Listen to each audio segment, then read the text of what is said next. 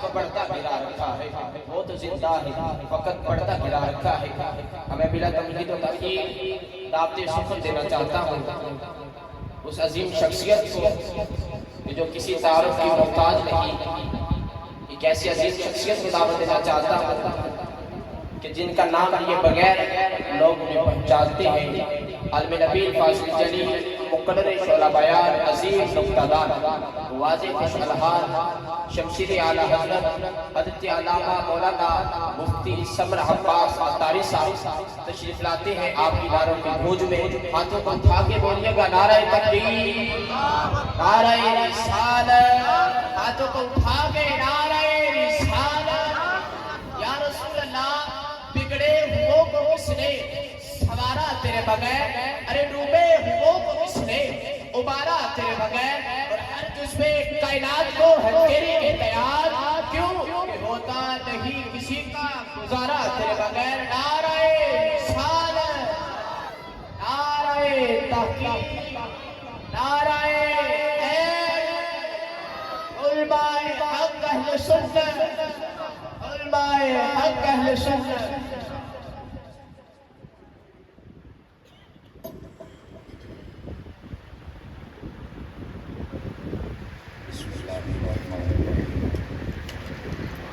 الحمد لله يا رب العالمين والصلاة والسلام على خاتم الأنبياء والمرسلين أما بعد فأعوذ بالله من الشيطان الرجيم بسم الله الرحمن الرحيم ألم نشرح لك صدرك ووضعنا عنك وزرك الذي أنقض ظهرك ورفعنا لك ذكرك آمنت بالله صدق الله العظيم وبلغنا رسوله النبي الكريم الأمين إن الله وملائكته يصلون على النبي يا أيها الذين آمنوا صلوا عليه وسلموا تسليما۔ درود پاک پڑھ لیجیے سبھی احباب۔ الصلاة والسلام عليك يا سيدي يا رسول الله وعلى آلك وأصحابك يا سيدي يا حبيب الله۔ انتہائی عزت و تکریم کے لائق زینت محفل سادات کرام، بالخصوص علماء کرام، جملہ کشاکان صحابہ و اہل بیت، اللہ رب العزت کی فضل و توفیق سے ہم سب آج کی اس خوبصورت بزم پاک میں شریک ہیں۔ دعا گو ہوں خلاق عالم ہم سب کا حاضر ہونا اپنی بارگاہ اقدس و انور میں قبول و منظور فرمائے۔ یقیناً بانیان محفل نے بڑی محبت کے ساتھ اس محفل کو ترتیب دیا ہے اور آپ لوگ بھی بڑے ذوق شوق سے تشریف لائے۔ اللہ ہم سب کی حاضریاں قبول و منظور فرمائے۔ یہ جو آپ صاحب آپ کو بتا رہے تھے کہ تھوڑا لیٹ ہو گئے، یہ لیٹ میری وجہ سے ہوئے، میں تھوڑا سا لیٹ آیا ہوں تقریباً 15-20 منٹ، اس کے لیے میں معذرت خواہ ہوں آپ سے۔ مجھے روایتی ذہنوں میں ہوتا ہے کہ یار یہ کون سا جلدی تقریر شروع کرواتے ہیں، لیکن آج یہ تو بھائی 100/100 نمبر لے گئے۔ اللہ ان کو خیر و برکت عطا فرمائے۔ اور میں انتہائی شکر گزار ہوں اپنے پیارے استاد محترم کا۔ میری مراد استاذ العلماء حسن اہل سنت درویش اہل سنت حضرت علامہ مولانا پیر مفتی محمد تنویر الحسن صاحب المدنی دامزی روح آپ کا، جو کہ ہماری آج اس محفل کی رونق بھی ہیں، صدر محفل بھی ہیں اور آپ تشریف فرما ہیں۔ آپ ہی کے حکم سے میری یہاں پر آج کی حاضری ممکن ہوئی ہے۔ میں دعا کرتا ہوں اللہ تعالیٰ قبلہ استاذی محترم آپ کو درازی عمر بالخیر نصیب فرمائے، اور جو آپ دین کے ابلاغ کے لیے کام کر رہے ہیں اللہ تعالیٰ اس میں مزید برکات عطا فرمائے۔ دوستان گرامی، میں آپ کی خدمت میں سبق عرض کرتا ہوں، آپ توجہ رکھیں گے تو انشاءاللہ بات کرنے اور سننے کا سکون بھی ملے گا اور سرور بھی میسر آئے گا۔ ای کو بند کریں گے جی، بالکل سادہ کر دیں، بالکل، یعنی وہ پنجابی کے اندر اکا تھوڑی سی بھی یہ جو آواز ریپیٹ ہوتی ہے نا، یہ نہیں ہونی چاہیے، ابھی تھوڑی سی ہے، اکا مکا جدہ غصے کر دے ہو نا وہ تو اکا ہی۔ بہت شکریہ آپ کا، اے کو والے جناب۔ اصل میں یہ استاد صاحب قبلہ سے ہم پڑھتے رہے ہیں، عادت ایک بنی ہوئی ہے کہ بات جو کرے اس کی بھی سمجھ آئے اور جس سے ہم بات کریں اس کی بھی سمجھ آئے۔ تو آپ کے علم میں ہے کہ یہ جو تقریریں ہوتی ہیں نا، یہ کانوں کے چسکے کے لیے تو ہوتی نہیں، یہ ہوتی ہیں تربیتی نشستیں، اس میں سے ہم نے کچھ نہ کچھ سیکھنا ہوتا ہے۔ اس لیے میں نے گزارش پیش کی ہے تاکہ جتنے بھی حضرات بیٹھے ان سب کو سمجھ آ سکے کہ یہاں پر کیا بات ہو رہی ہے۔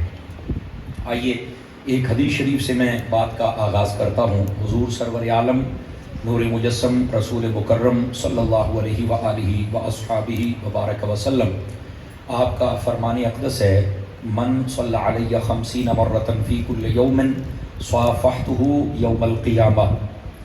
حضور فرماتے ہیں کہ جو بندہ اپنی عادت بنائے کہ وہ روزانہ کی بنیاد پر میری ذات پر 50 مرتبہ درود پاک پڑھے گا، کل بروز قیامت میں اس کے ساتھ مصافحہ فرماؤں گا۔ مصافحہ سلام لینے کو کہتے ہیں، اور یہ بہت بڑی سعادت ہے کہ کوئی 50 مرتبہ درود پاک پڑھے تو اس کو یہ سعادت میسر آئے۔ اور یہ بھی بات ذہن نشین فرما لیجئے، جتنا زیادہ درود پڑھتے جائیں گے اتنی زیادہ برکات میسر آئیں گی۔ میں آپ کا شوق بڑھانے کے لیے ایک بات اور عرض کرتا ہوں۔ مفتی احمد یار خان نعیمی رحمۃ اللہ علیہ آپ نے مرآت شرح مشکات کے اندر لکھا ہے، قیامت والے دن یہ جتنی مکھیاں ہوں گی نا، ان کو بھی اللہ تعالیٰ اور ان کو جہنم میں بھیجنے کا مقصد یہ نہیں کہ ان کو عذاب دیا جائے گا، بلکہ ان کو تکبیر، اللہ اکبر، نعرہ رسالت، یا رسول اللہ، نعرہ حیدری، یا نبی، سیدی مرشدی، یا نبی، یا نبی، سیدی مرشدی، یا نبی، یا نبی، غلام ہے رسول کے غلام ہے، غلامی رسول میں موت بھی قبول ہے، ہو نہ عشق مصطفیٰ زندگی فضول ہے، ہو نہ عشق مصطفیٰ زندگی فضول ہے، تاجدار ختم نبوت زندہ باد زندہ باد، تاجدار ختم نبوت زندہ باد زندہ باد، لبیک لبیک لبیک لبیک یا رسول اللہ، لبیک لبیک لبیک یا رسول اللہ، لبیک لبیک لبیک یا رسول اللہ، لبیک لبیک لبیک یا رسول اللہ۔ ماشاءاللہ مفتی احمد یار خان نعیمی رحمۃ اللہ علیہ آپ نے لکھا ہے کہ یہ جتنی مکھیاں ہوں گی قیامت والے دن اللہ ان کو جہنم میں بھیجے گا، لیکن اس لیے نہیں کہ ان کو کوئی عذاب ہوگا، بلکہ اس لیے کہ جو جہنمی ہوں گے ان کے عذاب میں اضافے کا سبب بنے گی۔ اور آپ کو یہ معلوم ہونا چاہیے کہ یہ جو مکھی ہوتی ہے یہ اگر بندے کو تنگ کرنے لگ جائے نا تو 6 فٹ کے بندے کو یہ سونے نہیں دیتی ہے، بہت تنگ کرتی ہے۔ نہ تو یہ ہتھے چڑھتی ہے کہ بندہ پھڑ کے 2-4 چنڈا مار چھڑے، تے نہ ہی ہتھی چڑھ دی کہ بندہ کان پھڑا چھڑے تو 2 سوٹے مارے۔ تو مطلب یہ کہ آپ نے دیکھا ہے چھوٹی سی مکھی ہوتی ہے اور 6 فٹ کے بندے کو یہ سونے نہیں دیتی۔ توجہ ہے بھی، آپ سب فرنٹ سیٹوں والے میری طرف دیکھیں، تقریر میں پیا کرنا میرے حال دیکھو، یہ ہوں پیچھے مڑ کے ویکھتے نے بھی چسکے لاؤ بھی مولوی چنگا کراریاں گلاں کردا ہے۔ آپ بس سنیں، میں انشاءاللہ آپ کا سارے ذوق پورے کروں گا اللہ کے فضل سے، آپ صرف توجہ رکھیں میری طرف۔ تو یہ جو مکھی ہوتی ہے اس کا تنگ کرنا یہ بھی عذابوں میں سے ایک عذاب ہے۔ تو فرمایا کہ ان سب کو بھیجا جائے گا کہ یہ جہنمیوں کو عذاب آگ کا تو ہے ہی ہے، باقی تو سب کچھ ہے، ان کو یہ عذاب بھی دیا جائے کہ ادھر سے آگ ان کو تنگ کرے، ادھر سے مکھیاں ان کو تنگ کریں۔ لیکن وہیں پہ مفتی صاحب نے ایک بڑے کمال کی بات لکھی جو ہمارے شوق کو مزید برکت دے گی، اور وہ یہ ہے، فرماتی ہیں کہ ایک قسم کی مکھی ہے جو جہنم میں نہیں جائے گی اور اس کا نام ہے شہد کی مکھی۔ شہد کی مکھیاں جہنم میں نہیں جائیں گی۔ تو ساتھ وجہ بھی بتائی کہ کیا وجہ کیا ہے کہ وہ کیوں نہیں جائے گی۔ فرمایا دراصل بات یہ ہے کہ جب وہ اپنے چھتے سے نکل کے جاتی ہے یہ پھولوں کے رس وغیرہ چوسنے کے لیے، اور جب واپس آتی ہے جاتے بھی اور آتے بھی وہ حضور کی ذات پہ درود و سلام پڑھتی رہتی ہے۔ تو فرمایا یہ درود پاک کی برکت اسے یہ میسر آئے گی کہ وہ جہنم میں نہیں جائے گی۔ تو میرا خیال ہے جتنے آپ سنجیدہ فکر لوگ بیٹھے ہیں، ہمارے لیے اس میں سبق تو ہے، اگر مکھی درود پڑھے تو وہ جنت میں جائے گی، اشرف المخلوقات انسان اور امتی اور عاشق رسول درود پڑھے تو وہ کیسے جنت میں نہیں جائے گا۔ اس واسطے درود پاک ضرور پڑھا کریں، اللہ تعالی ہم سب کو عمل کی توفیق عطا فرمائے۔ اب آئیے جو سورہ پاک کا ابتدائی حصہ میں نے تلاوت کیا ہے اسی کا سہارا لے کر بات کو آگے چلتے ہیں۔ اللہ رب العزت نے فرمایا الم نشرح لک صدرک، اے محبوب کیا ہم نے آپ کا سینہ کھول نہیں دیا ہے۔ یہ جو سینہ کھولنا ہوتا ہے علماء فرماتے ہیں کہ اس کے 2 معانی، مطالب اور مفاہیم ہوتے ہیں۔ تفسیر مظہری کے اندر قاضی ثناء اللہ پانی پتی رحمۃ اللہ علیہ آپ نے لکھا ہے کہ یہ کیوں آقا کریم علیہ السلام کو فرمایا گیا کہ کیا ہم نے آپ کا سینہ کھول نہیں دیا۔ فرمایا وجہ یہ تھی کہ یہ جو کافر تھے یہ آقا کریم علیہ السلام کو بڑی عجیب و غریب قسم کی باتیں کرتے اور تانے دیتے تھے اور آپ کا دل دکھاتے تھے. تو آقا کریم علیہ السلام کو بسا اوقات کوئی باتیں ان کی جب اچھی نہ لگتی تو قلب اطہر پہ گراں گزرتا تھا.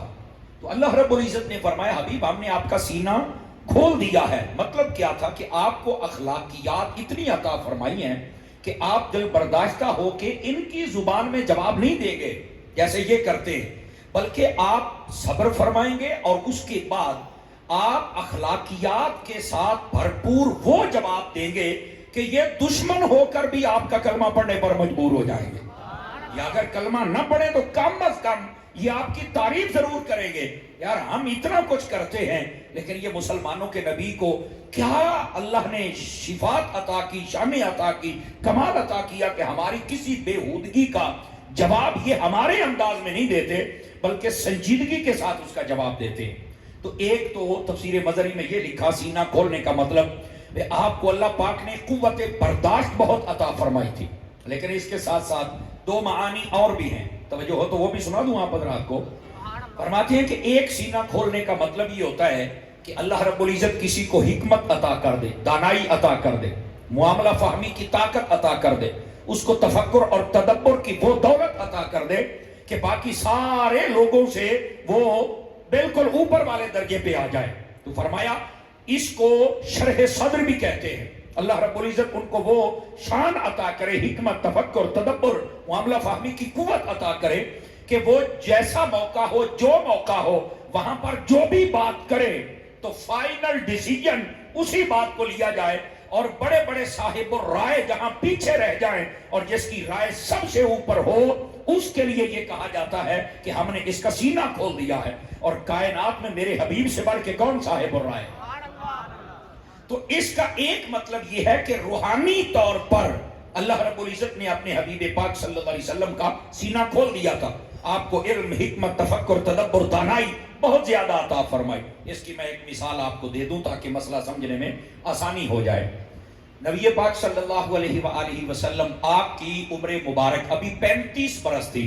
5 سال رہتے تھے اعلان نبوت میں، ابھی پردے میں سب کچھ چل رہا تھا. یہ تمام اہل تفسیر اور اہل سیر نے لکھا اس بات کو، اور جتنے سیرت نگار ہیں انہوں نے بھی لکھا اس بات کو. آقا کریم علیہ السلام کی عمر تھی 35 برس. خانہ کعبے کے اندر جتنے قبیلے رہتے تھے نا قرب و جوار میں، انہوں نے کہا کہ یہ اللہ کا گھر ہے، اس کو نا نئے سرے سے تعمیر کرتے ہیں. یہ بھی یاد رکھیں یہ جو خانہ کعبہ سے یہ پہلے سے مشہور تھا کہ یہ اللہ کا گھر ہے، یہ پہلے سے ہی مشہور تھا. ان کو معلوم تھا حضرت ابراہیم علیہ نبینا علیہ السلام جب سے آپ نے بنایا اس وقت سے یہ مشہور تھا. اب ہوا کیا کہ انہوں نے خانہ کعبے کو گرایا اور سب لوگوں نے مل کر خانہ کعبے کی تعمیر کی. جب وہ خانہ کعبہ بن گیا جس کا ہم طواف کرتے ہیں، اللہ سب کو نصیب فرمائے، آمین کہہ سکتے ہیں آپ حضرات، ہو سکتا ہے قبول ہو جائے.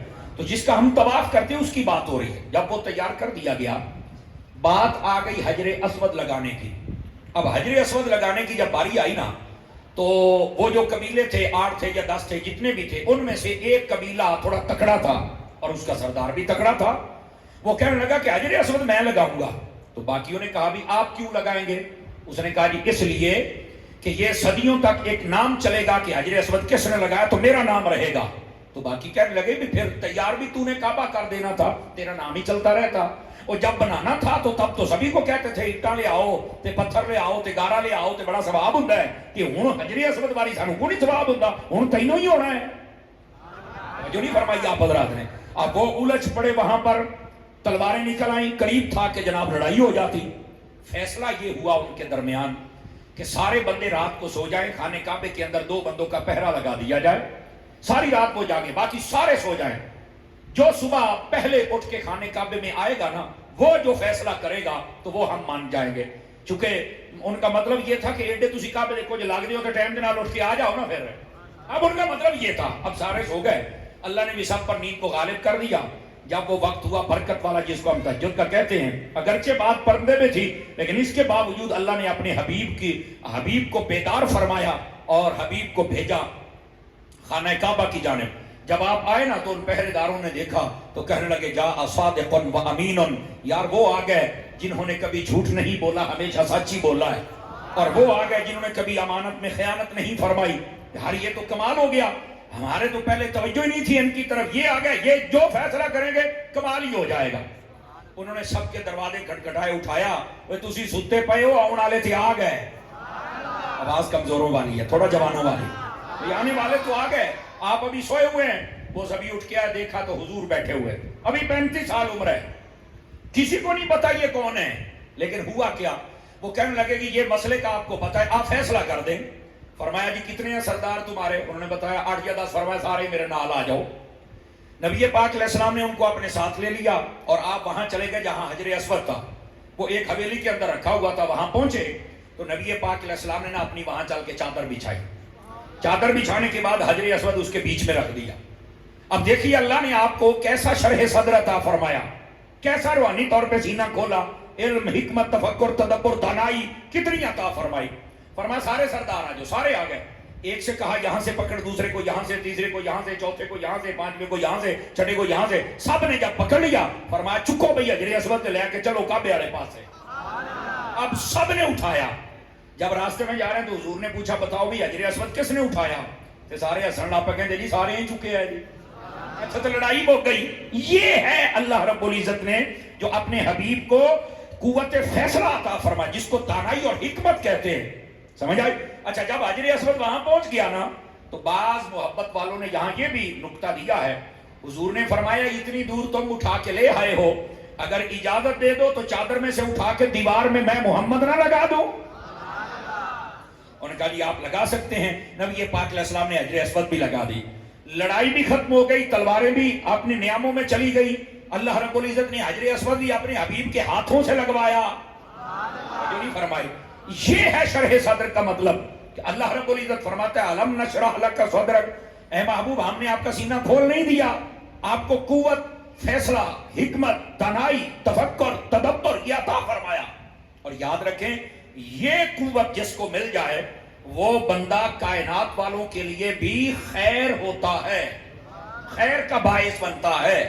اور انسان کا جو وجود ہے نا، توجہ میری طرف رہ سکتی ہے آپ حضرات کی، جو انسانی وجود ہے یہ اگر باعث خیر ہو تو پھر ہی یہ وجود اچھا ہے، اور اگر یہ وجود شر بن جائے تو پھر اس کا کوئی فائدہ نہیں ہے۔ انسان کا وجود خیر ہونا چاہیے جس سے لوگوں کو بھلائی ملے، راحت ملے، سکون ملے۔ اور اگر وجود ایسا ہو کہ لوگ تکلیف میں رہیں، لوگوں کو درد پہنچے، تو پھر یہ وجود یہ ایک 6 فٹ کا لاشا پھرتا ہے، اس کا کوئی فائدہ نہیں ہے۔ لہٰذا اپنی اصلاح کیجئے، اپنے وجود کو وجود خیر بنائیے، گھر والوں کے لیے بھی خیر بنیے، باہر والوں کے لیے بھی خیر بنیے۔ اور یہ نبی پاک صلی اللہ علیہ وآلہ وسلم آپ کی جو شان اقدس تھی میرے رب نے وہ بھی واضح فرمائی۔ لیکن یہیں پر میں ایک بات اور بھی آپ کی خدمت میں عرض کروں، تھوڑا توجہ فرمائیں گے، عرض کر دوں آپ حضرات کو، دھیان فرمائیے گا۔ یہ ہے میرے آقا صلی اللہ علیہ وسلم کی شان اقدس۔ اللہ نے خود فرمایا الم نشرح لک صدرک، کیا ہم نے آپ کا سینہ کھول نہیں دیا؟ اور دوسری طرف اگر آپ 16واں پارہ پڑھیں تو وہاں پر سورہ طٰہٰ شریف پڑھیں تو اس کے اندر یہ مضمون ملتا ہے جب اللہ رب العزت نے حضرت موسیٰ علیہ السلام سے کہا کہ آپ جائیں اور فرعون کو اپنے رب کا پیغام پہنچا کے آئیں، تو وہاں پر حضرت موسیٰ علیہ السلام نے کہا تھا رب اشرح لی صدری ویسر لی امری واحلل عقدۃ من لسانی یفقہوا قولی، یا اللہ پھر میرا سینہ تو کھولنا۔ نہیں توجہ فرما رہے آپ حضرات، میرے معاملے میں آسانی تو پیدا فرمانا، پھر میری زبان کے اوپر جو بھی عقدہ ہے، جو بھی اٹکل ہے، جو رکاوٹ ہے، یا اللہ وہ دور کر تاکہ میں تیرا پیغام پہنچاؤں۔ ایک طرف حضرت موسیٰ علیہ السلام ہیں، وہ خود مانگ رہے ہیں کہ یا اللہ میرا سینہ کھول دے، ایک طرف حبیب ہیں، مانگا نہیں، رب کہتا ہے ہم نے کھول دیا ہے۔ سمجھ آ رہی ہے؟ یہ کلیم و حبیب میں فرق بھی ہے، ہیں وہ بھی شان والے نبی، بڑے لاڈلے نبی ہیں، پر یہ صرف نبی نہیں محبوب نبی ہیں۔ سمجھ آ رہی؟ یہ حضور اکرم صلی اللہ علیہ وسلم کی شان اقدس ہے۔ تفسیر روح البیان کے اندر اسی آیت کے تحت لکھا ہے، ایک صحابی حضور کی خدمت میں حاضر ہوئے، یا رسول اللہ صلی اللہ علیہ وسلم یہ بتائیے کہ انسان کا سینہ کیسے کھل سکتا ہے؟ اس نے سوال کیا، حضور اکرم علیہ السلام نے جواب دیا جب اللہ تعالیٰ اپنا نور کسی مومن کے سینے میں داخل کر دے تو اس کا سینہ کھول دیا جاتا ہے۔ میرا خیال ہے اس بات کو میں ایک مثال سے سمجھا دوں تو بڑی جلدی آپ کو سمجھ آ جائے گی۔ جو بچے آپ جتنے بیٹھے ہیں، آپ کے اگر 2 بچے ہیں تو ایک کو حافظ بنائیے اور ایک کو آپ دنیا پڑھا سکتے ہیں. دونوں کو بھی حافظ و عالم بنائیے تو دنیا والا شاید آپ کا جنازہ صحیح نہ پڑھ سکے, یہ حفظ کرنے والا اور دسویں کرنے والا اچھا جنازہ پڑھ لے گا آپ کا, اور انشاءاللہ معاشرے کے اندر عزت پائے گا انشاءاللہ اللہ کے فضل سے. اگر اس کو اخلاص کی دولت نصیب ہو گئی تو ٹکر پاڑ ہو یا تو پھر میں کچھ کہہ نہیں سکتا, پھر اس کو دھکے کھانے پڑیں گے, یہ ایک الگ مسئلہ ہے. اخلاص اللہ کی رضا کی نیت ہو تو مدینہ مدینہ توجہ ہے کہ کوئی نہیں آپ حضرات کی, لیکن دھیان میری طرف رکھیے. اگر آپ نے ایک بچے کو حافظ بنا دیا اور دوسرے کو دنیا پڑھائی تو آپ عمومی طور پہ دیکھتے ہوں گے اے یارا منڈے بہ سکتے ہو یار, میں نا تھوڑا جا پریشان ہو رہے ہیں, ناراض نہ ہو, اے بٹھاؤ بھئی ایک دو منڈے جڑے انتظامیہ والے تے کھلوتے ہو نا, میں نا اصل میں تھوڑا سا پریشان ہو جاتا ہوں, میں نے نا تقریر بھولنے تے آ جاتی ہے. بیٹھے رہیں حضرات, جتنے بچے بھی ہیں نا بیٹھ جائیں میرے چاند. یہ بھاگم بھاگ والا سلسلہ بند کریں اور بے چینی اپنی ختم کر کے نا ذرا میری طرف دیکھیں, میں آپ کو سبق سنا رہا ہوں. ناراض تو نہیں ہوئے آپ حضرات؟ وہ بولو تے صحیح نا, بہت اچھی بات ہے, ناراض نہیں ہونا آپ نے, بس توجہ میری طرف رکھنی ہے اور ادھر میری طرف دیکھیے تاکہ مسئلہ آپ کی خدمت میں عرض کروں. آپ ایک بچے کو حافظ بنا دیں اور ایک بچے کو آپ دنیا پڑھائیں. جو حافظ ہوگا وہ دوسرے سے زیادہ نمبر بھی اچھے لے گا, وہ دوسرے سے زیادہ لائق بھی ہوگا, تیز بھی ہوگا, سمجھ آ رہی ہے, اور بسا اوقات کو اس سے پہلے بالکل سیٹلمنٹ بھی ہو جاتا ہے, مکان بھی بنا لیتا ہے. دین پڑھنے والا بچہ شادی بھی ٹائم دے ہو جاتے, بچے بھی چوکھے ہوتے سوں. ایسا ہی ہے نا جی. اچھا یہ کیا وجہ ہے؟ تو میں نے کہا اگر یہ حدیث آپ پیش نظر رکھیں, قرآن کو نور کہا گیا, وَأَنزَلْنَا إِلَيْكُمْ نُورًا مُبِينًا, فرمایا کہ ہم نے نور مبین نازل فرمایا, ٹھیک ہے, تمہاری جانب. تو یہ قرآن نور ہے, جب اس کے سینے میں آ جائے تو اللہ تعالیٰ اس کا سینہ ویسے ہی کھول دیتا ہے. اس لیے وہ تیز ہوتا ہے, لائق ہوتا ہے, ذہین ہوتا ہے. یہ کمال اس کا نہیں ہے, کمال اس قرآن کا ہے. اللہ نے اسے شہادت بخشی کہ اس نے اپنے یہ سینے میں کے اندر دل میں محفوظ کر لیا, اس کی وجہ سے اس کا سینہ کھول دیا جاتا ہے. سمجھ آ رہی ہے میری بات کی؟ تو کلمے کو بھی نور کہا گیا ہے, ایمان کو بھی نور کہا گیا ہے, قرآن کو بھی نور کہا گیا ہے. یہ ساری نوری چیزیں ہوتی ہیں, ان سب چیزوں سے محبت کیجئے, انشاءاللہ سینہ کھل جائے گا اور آخری اللہ عطا فرمائے گا. تو ایک مطلب یہ ہے الم نشرح لک صدرک, اے محبوب ہم نے آپ کا سینہ کھول نہیں دیا, مطلب روحانی طور پر آپ کو وہ کمالات عطا فرمائے کہ بڑے کمالوں والے بھی نیچے ہیں, آپ سب کے امام ہیں. ٹھیک ہے, دوسری بات الم نشرح لک صدرک, اے محبوب ہم نے آپ کا سینہ کھول نہیں دیا. اس کا ایک مطلب یہ ہوتا ہے پریکٹیکلی طور پر سینہ کھولنا, فزیکلی طور پر, جیسے کسی کا دل کا بائی پاس ہو تو اس کا سینہ باقاعدہ کھولا جاتا ہے اور پھر دل نکال کے بائی پاس آپریٹ کیا جاتا ہے. نبی پاک صلی اللہ علیہ وسلم کا سینہ اس طرح بھی کھولا گیا تھا, بالکل حلق سے لے کر ناف تک آپ کا سینہ کھولا گیا تھا اور آپ کا دل بھی نکالا گیا, اور ایک مرتبہ نہیں 3 مرتبہ. بعض علماء نے 2 مرتبہ کا قول کیا, بعضوں نے 4 مرتبہ کا, اور جو اصح ترین قول ہے وہ 3 مرتبہ کا ہے. پہلی مرتبہ جب حضور بچپن میں تھے, اما حلیمہ سعدیہ کے گھر تھے رضی اللہ عنہ. دوسری مرتبہ جب 40 سال عمر ہوئی اور وحی کی ابتدا ہونی تھی, اور تیسری مرتبہ جب آپ نے معراج پہ جانا تھا, معراج کی رات آپ کا 3 مرتبہ سینہ کھولا گیا. لیکن یہاں بھی ایک کمال کی یہ کھولا کیوں گیا؟ تینوں مرتبہ اللہ نے اپنے حبیب کو حکمت عطا فرمائی. سمجھ آ رہی ہے؟ تینوں مرتبہ حکمت عطا فرمائی. بچپن میں حکمت کیا تھی؟ جب بچہ پیدا ہوتا ہے نا تو اس کے دل کے ساتھ ایک لوتھڑا ہوتا ہے جس کو کہتے ہیں باعث. مفسرین نے یہی لفظ لکھا ہے, باعث کا معنی ہوتا ہے ابھارنے والا. یہ بچے کو کھیل کود کی طرف ابھارتا ہے. ٹھیک ہے, تو حکمت یہ تھی کہ اللہ نے اپنے حبیب سے وہ باعث کو نکال کر اپنی رحمت عطا فرما دی. فرمایا حبیب آپ کھیلنے تو نہیں آئے, آپ تو سب کے رہنما و رہبر و ہادی بن کے آئے. تو یہ حکمت تھی اس وقت تاکہ عام بچوں سے ممتاز اور جدا آپ رہیں. جب 40 سال کی عمر شریفہ ہوئی تو اس وقت چونکہ وحی کی ابتدا ہونی تھی اور وحی کا بوجھ برداشت کرنا کو آسان تو نہیں ہے. حضرت مولا مرتضی شیر خدا رضی اللہ عنہ آپ فرماتے ہیں حضور میری گود میں آرام فرما رہے تھے, وحی آنا شروع ہو گئی. فرمایا کہ میرے گھٹنے کے اوپر آپ کا سر اقدس تھا, اتنا وزن مجھے محسوس ہوا کہ لگتا ہے کوئی پہاڑ میرے گھٹنے کے اوپر کسی نے رکھ دیا ہے, اتنا بوجھ تھا ایک وحی کے آنے کا. صدقے جاؤں میرے محبوب پر پورا قرآن دل مصطفیٰ پہ نازل ہو گیا اور آپ نے کبھی بوجھ محسوس نہیں فرمایا. اللہ نے وہ طاقت عطا فرمائی تھی جب وحی کی ابتدا ہونی تھی, اس لیے سینے کو شق کیا گیا اور وہ طاقت خاص آپ کو عطا کی گئی. تیسری مرتبہ جب معراج پہ جانا تھا اور اللہ کا دیدار کرنا تھا. اللہ کا دیدار آپ کو پتا ہے دنیا میں کوئی نہیں کر سکتا. ہاں ایک میں یہاں پر استثناء کر دوں, عالم نیند میں بندہ ہو تو نیند میں رب کا دیدار ہو سکتا ہے. یہ جمہور علماء اہل سنت ان کے میں جو متفقہ بات ہے وہ آپ کی خدمت میں عرض کر رہا ہوں. جاگتے ہوئے سر کی آنکھوں سے کوئی نہیں دیکھ سکتا, ہاں ایک نے دیکھا ہے اور وہ تیرے اور میرے محبوب کی ذاتی اقدس ہے جن کا نام نامی اسم گرامی محمد صلی اللہ علیہ وسلم آپ نے دیکھا ہے. یہ یاد رکھ لیں, اور یہ حضور کی خصوصیت ہے. بس اوقات بعض لوگ کہتے ہیں اللہ کو تو کوئی دیکھ ہی نہیں سکتا, تو میں نے کہا معراج بنی معراج اس لیے ہے کہ حبیب نے اسے دیکھا ہے جسے کوئی دیکھ سکتا ہی نہیں ہے, تبھی تو یہ معراج بنی ہے. اگر خواب کا ہی مسئلہ ہوتا تو بیٹے اس کو کون پھر معراج کہتا؟ ابھی تو بھی خواب میں ہے, اٹھ منہ ٹٹا کی شاکی مار, تینوں بھی پتہ لگے. جو نہیں فرما رہے آپ, ٹھیک ہے. یہ جو کہتے ہیں خواب میں ہی معراج ہوئی, میں کہا کوڑی چھان تھلے بانو بچہ, یہ تو چھوٹا ہے, تھوڑا سا پڑھ پھر تجھے پتا چلے کہ حضور کی شان کیا ہے. توجہ ہے کہ کوئی نہیں آپ؟ تو یہ حکمتیں تھی. تو فزیکلی طور پر اینڈ پریکٹیکلی طور پر یعنی حقیقی طور پر بھی حضور کا سینہ کھولا گیا ہے. لیکن یہاں پر بھی ایک نقطہ اگر آپ توجہ فرمائیں تو عرض کر دوں آپ حضرات کو. تینوں مرتبہ آپ پڑھ کے دیکھ لیں حضرات علماء کرام کو, تینوں مرتبہ.